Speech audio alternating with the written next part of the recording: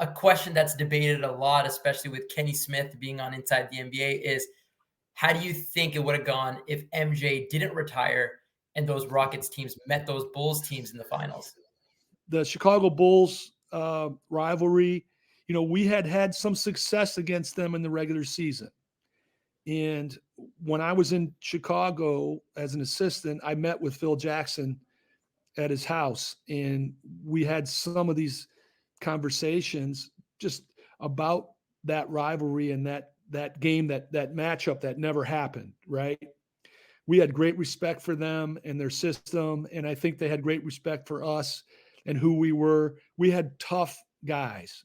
They had obviously Jordan, the greatest player of all time, the winningest player too, to me, of all time. And so, there would have been a series like no other, in my opinion.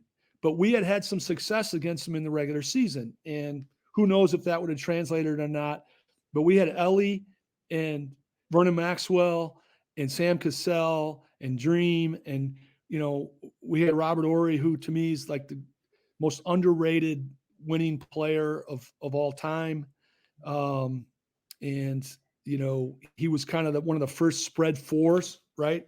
We moved him to the 4. We drafted him as a 3, moved him to the 4. That was Rudy who developed him that way. And so, we can debate that all day, Anil.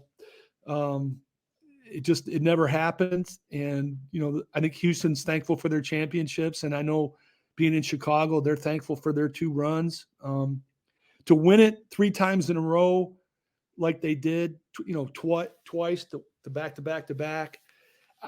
After going through a back-to-back, and then being with the Spurs when we won it in 14 and we were trying to win it again in 15, to win 3 championships in a row, guys, it's so difficult.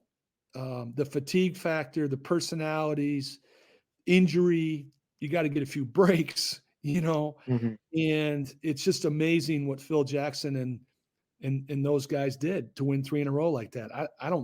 I think that's the hardest thing to do, is go back to back, and then to do it again. It's mind boggling. So I think to compare those teams to each other is unfair. Would it have been a great series? Of course. And, I'm a big fan of Dreams and that team. And I'm also a big fan of the Bulls teams too.